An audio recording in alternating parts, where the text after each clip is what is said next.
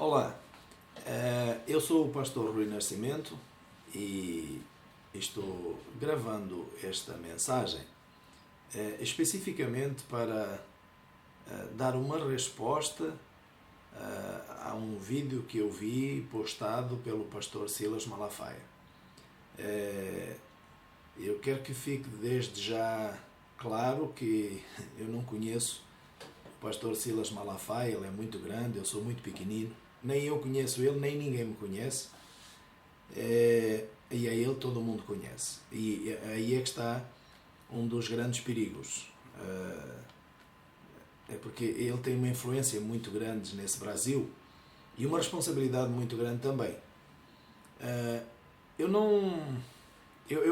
estou respondendo, ou pelo menos colocando um comentário em relação ao vídeo que eu vi que ele postou sobre o sábado, o comentário dele sobre o sábado, onde ele fala muito perentoriamente, não tem jeito, para que seja considerado algo lícito, precisa de se encontrar respaldo no Novo Testamento de algo que está no Velho, claro. Isso aí eu concordo plenamente com o pastor Silas Malafaia. E agora, o que eu gostaria de falar é o seguinte, e gostaria de deixar claro, eu não sou adventista do sétimo dia, eu sou adventista do oitavo. Me interessa muito mais o oitavo dia do que o sétimo. Mas eu sou um pastor que está na frente de uma pequenina igreja onde nós observamos os mandamentos e os cumprimos, porque nós entendemos que nós não fomos chamados para estudar a Bíblia, nós fomos chamados para obedecer à Bíblia. E eu, pequenino que sou, um bobinho, eu consegui encontrar tanto respaldo no Novo Testamento para a guarda do sábado e tão poucos respaldos no Novo Testamento para o dízimo, que eu fico assim até constrangido, não é?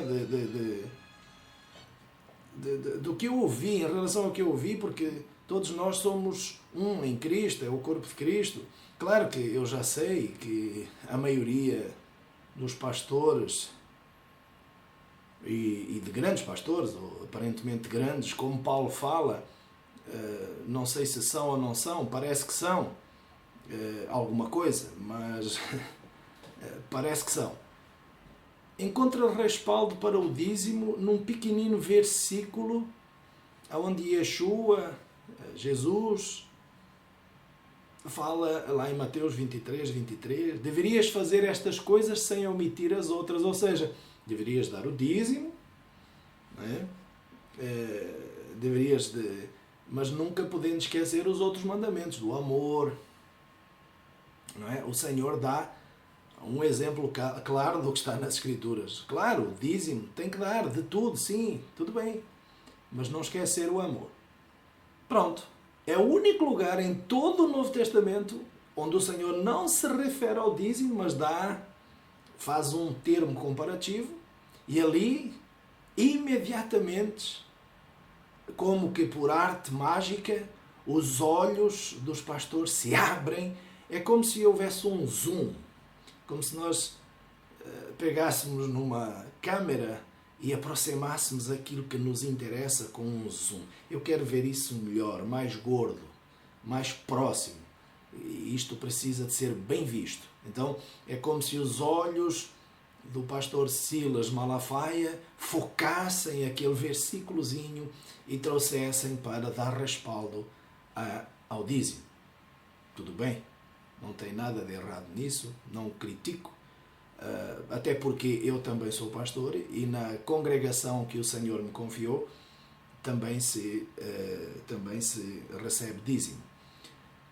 Agora, o que eu acho muito estranho é ele dizer de uma forma taxativa, perentória, de uma forma até de certa forma um pouco, eu diria, soberba, e aí pastor Silas Malafaia me perdoa, mas quando o senhor fala não tem jeito, aquele não tem jeito soa tão mal, porque tem tanto jeito, pastor, tem muito mais comentários à guarda do sábado no Novo Testamento do que ao dízimo.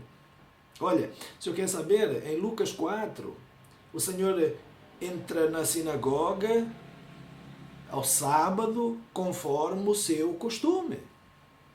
Agora vão me dizer assim, mas ele era judeu. Aí nós vemos em Atos está cheio, não é? Se for no capítulo 13, 14, 15, Paulo entra nas sinagogas no dia de sábado para pregar, para ouvir, para estudar, para ouvir Moisés, para ouvir os profetas.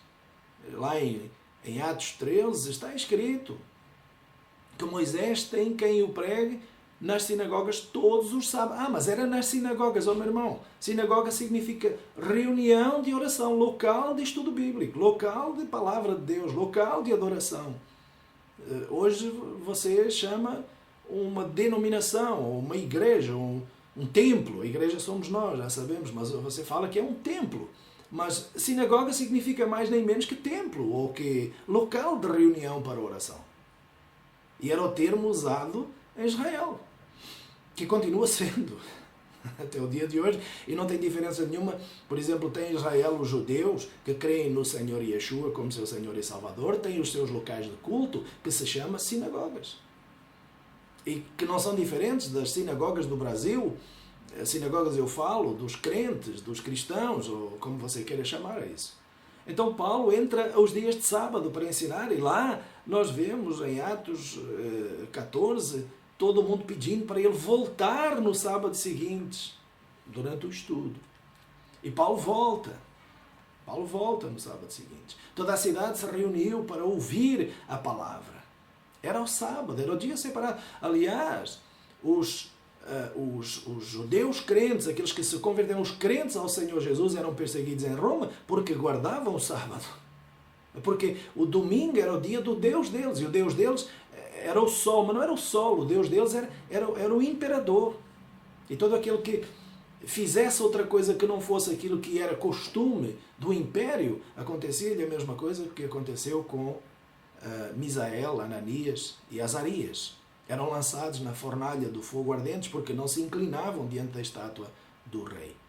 Esse domingo era uma estátua do rei, ao qual os homens de Deus que vieram de Israel, os primeiros conversos, não eram os gentios que guardavam o sábado. Os gentios começaram a guardar o sábado. E Tessalonicenses, que é tão usado aí, no capítulo 2, versículo 16, é tão usado para dizer que eu não posso ser julgado por guardar dias e luas e tal, é completamente, erroneamente entendido, mas tudo bem, eu não vou entrar nesses méritos aqui, nós não temos nem como aprofundar nisso.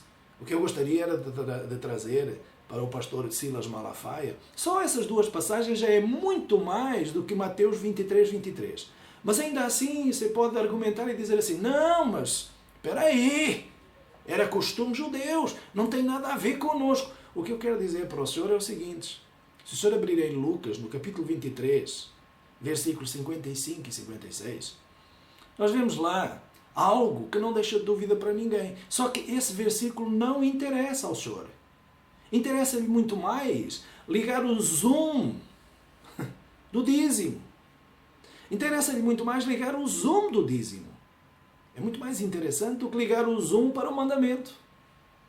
Porque está escrito no Novo Testamento, pastor Silas Malafaia. Eu convido o senhor a observar melhor. E as mulheres que viram, foram ver, observaram aonde o corpo do Senhor foi colocado, prepararam ungüentos, era o dia da preparação, era sexta-feira, preparação para os Shabat, preparação para o descanso. E no sábado, repousaram conforme o mandamento. Não está lá conforme a tradição, não está conforme o costume judaico, não está conforme Israel tinha que fazer, está lá conforme o mandamento. Pastor Silas Malafaia, se o senhor está isento de guardar os mandamentos, é um problema seu. Com Deus eu não recebi de Deus essa autorização. Talvez um dia Deus possa ter misericórdia de mim, enviar um anjo e me dizer que eu estou isento de guardar os mandamentos, mas eu não estou. Então o que eu quero dizer para a comunidade crente, cristã, evangélica é o seguinte, e não é de um adventista do sétimo dia, é de um pastor de um homem que foi chamado por Deus, que não foi instituído por homens, foi instituído por Deus, ungido por Deus, para dizer para vocês que o pastor Silas Malafaia está vos enganando nessa matéria. Ouça bem, veja bem, nessa questão do sábado, o pastor Silas Malafaia, com a afirmação dele, está vos enganando. Seja ele, eu não sei se ele é deputado, se ele é senador, se ele tem algum cargo, parece que tem cargo lá na Assembleia, na República, eu não sei aonde, também não me interessa, também não fui chamado para isso, não me interessa nada disso, me interessa em relação à questão teológica. O senhor está errado. E é outra coisa, eu espero que um dia o senhor possa ver esse vídeo para que no dia do juízo o senhor não tenha desculpa. O senhor foi avisado. Tem respaldo bíblico no Novo Testamento? Sim.